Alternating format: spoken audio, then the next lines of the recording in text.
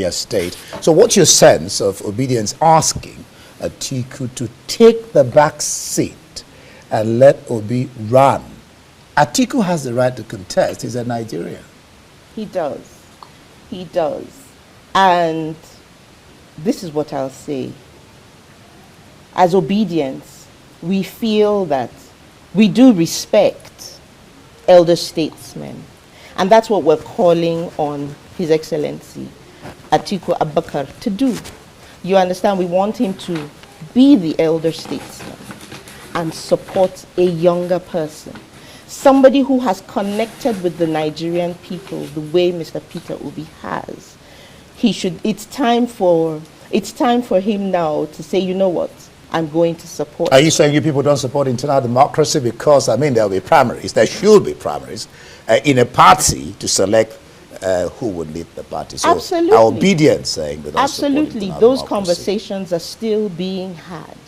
So when you see people coming up with it, the same way you said that Wazir Adamawa has the right as a Nigerian citizen, the Obidients to have a right to make a proposal. Okay, that so let me ask we would appreciate that you decide whatever your political ambition is. It's time for you now to support somebody else. Take the back seat. To take the leadership and support. Take the back seat. How can you imagine put yourself front and center and decide to support somebody who is younger, somebody who has the good of Nigerians at heart? Atiku doesn't have.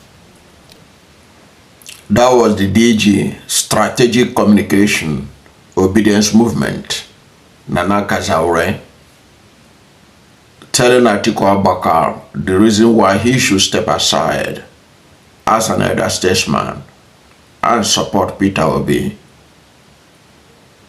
to contest for the presidency of Nigeria in 2027.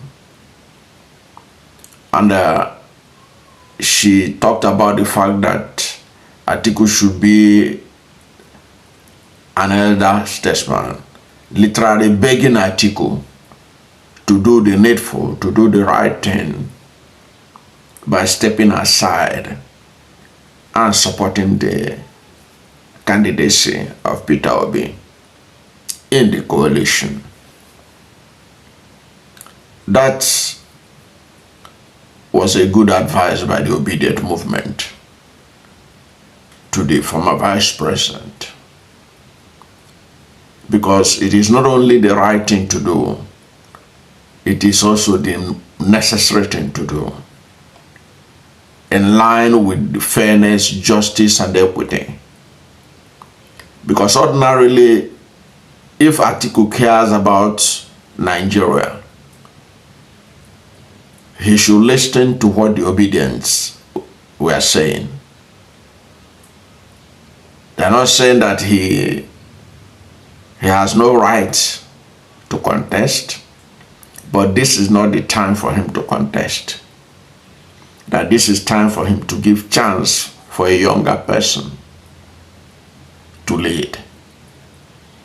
And a younger person who has grassroots support, who has the support of Nigerians to lead.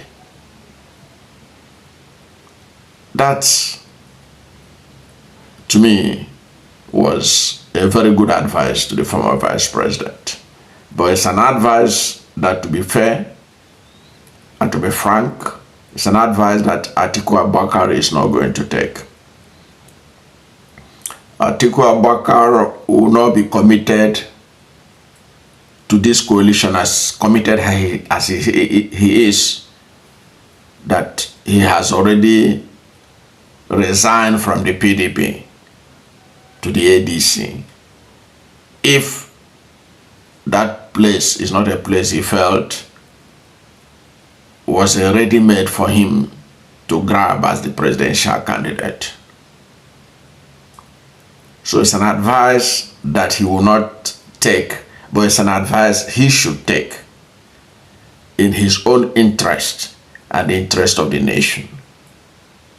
If truly he cares about the state of the nation, if truly he is sincere that the APC and Tinubu administration has messed up the country. He ought to be patient. If he must contest, he has to contest in 2031. That is when it will be the turn of the North to produce the president of Nigeria. 2027 is not the timing of Alhaji Atiku Abubakar. He ought to know this, and it's because of that you don't see many northern leaders, northern politicians throwing themselves into the ring that they want to contest. But Atiku is always quick to do this kind of throwing his heart into the ring, because he knew in his heart that it's not the turn of the North to contest. So he has to be very early. He has to resign very fast, even before Peter Obi will resign from Labour Party. He has to resign and be in ADC. That has already in their constitution in Article 8 said that you cannot contest for the presidency of ADC unless you have resigned from your former political affiliation and become a full member of the ADC. So he is committed to contest, but his contest is going to damage the coalition. It's going to weaken the effort to ensure that the APC is defeated in 2027. And Atiku has a history of being very defiant in a situation like this. Very defiant. Because if you look at his political trajectory over the years, especially since the return of democracy, the only time Atiku has thrown himself into the ring to contest, his heart into the ring to contest for presidential primaries, and he lost, was 2014, during the 2014 primaries of the APC, when he was beaten very well by Muhammadu Buhari as a result of the support of people like Bola Ahmed Tinubu and others who felt strongly that Atiku should not be allowed to run away with the ticket of the APC, because they needed somebody who has grassroots support. They needed somebody like Buhari who has bulk of support. He has block vote of at least 12 million votes to be able to challenge Jonathan. And he was defeated. And once he was defeated in that primaries ahead of the 2015 election, Atiku shortly after distanced himself from that government and returned back to PDP. So as far as Atiku is concerned, it's all about his interest. He's contesting for presidency. He returned back to PDP. And before you can say Jack Robinson, he grabbed the 2019 ticket of the party. In 2023, when it was the party, the PDP, ought to zone that position, the presidential ticket, to the southeast, Atiku was the first to purchase declaration of interest form to contest the election. Despite the fact that at that time he bought the form, the committee set up to determine the zoning arrangement were yet to submit their report. Atiku preempted them by rushing to purchase the form. By purchasing that form, it invariably sent a message, and that ended up with his own ambition to contest, and Yeso Wike from South to contest.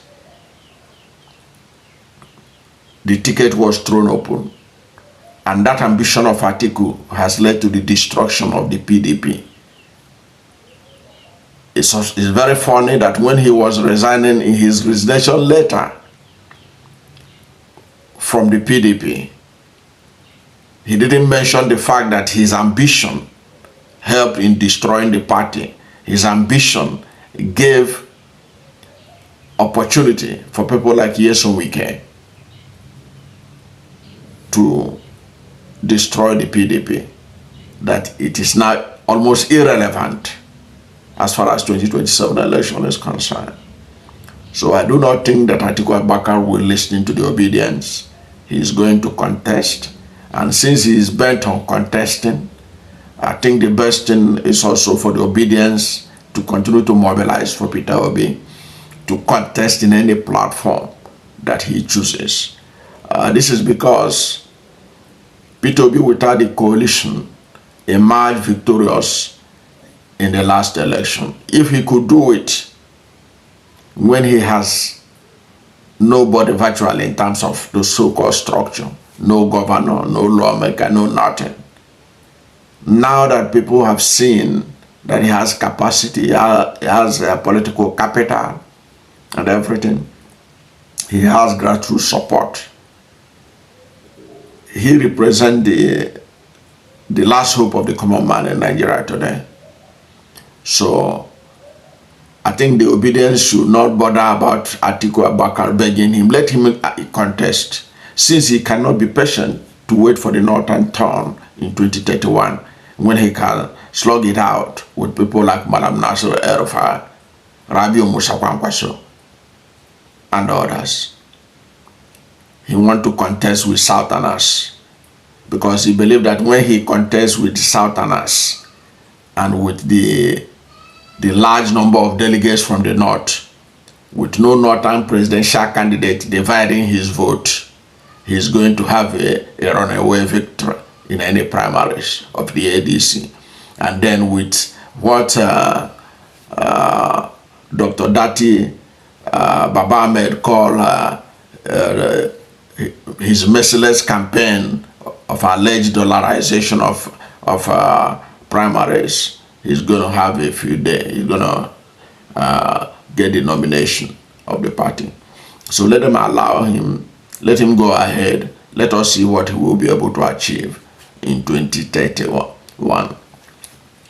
In 2027.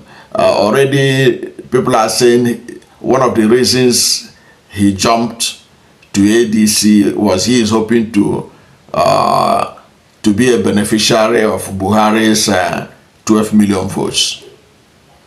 Let us see, let us assume, even without considering that they gave him that 12 million votes, which is not going to happen anyway, because he's not Buhari. He doesn't have that kind of support. Even if, let us assume without considering, he has 12 million votes of Buhari. Even that 12 million votes couldn't make Buhari president. So what's the point? At the end of the day, he will lose. So my take is the Obidients, they have done the right thing by appealing to him to step aside, to obey the rotational principle and allow presidency to remain in the South. But since he's hell-bent, nobody, as far as I can see, can be able to talk Atiku out of not contesting. His idea of no, let the delegates determine is a half-hearted expression that is meant to give his position semblance of credibility, which he doesn't have as far as this matter is concerned. So the best thing is to leave him alone. Let him contest. Let us see how far he will go. Let us see how he will win with that 12 million votes. If we assume, without considering that he will get it from the north, let us see how far he could go. The last time he couldn't even defeat Tinubu. Tinubu defeated Atiku Abubakar in northern Nigeria in the last election. If he cannot defeat Tinubu then, how can he defeat Tinubu now in the north and get all the 12 million votes? Anyway, when you are counting the 12 million votes, you must also count the votes that will be gathered from that same north, from Plateau, from Nasarawa, FCT, Kaduna and several other parts of the north, where Peter Obi did so well that it was alleged that if not that his votes were slashed, there is no way he wouldn't be the president of Nigeria today. So I don't know what to think about the Obidients begging Atiku Abubakar to step aside and support Peter Obi. Like I said, it's an advice he's not going to take. But what is your position on the Obidients? And what do you think is the future of Peter Obi ahead of 2027 election? With all the things happening in the country, the crisis in Labour Party, the ADC being hijacked by Atiku Abubakar. Whatever is your position, let's hear from you at the comment section. Thank you for watching this video. And if you are new to my channel, you have not yet subscribed to my channel, please subscribe to my channel, hit the subscription button, hit the notification bell. When you subscribe to my channel and hit the notification bell, anytime I have a new video, you'll be among the first to know. God bless you. And please don't forget to like this video, because when you like it, God will rank it high and recommend it for more people. Thank you, and God bless you and yours.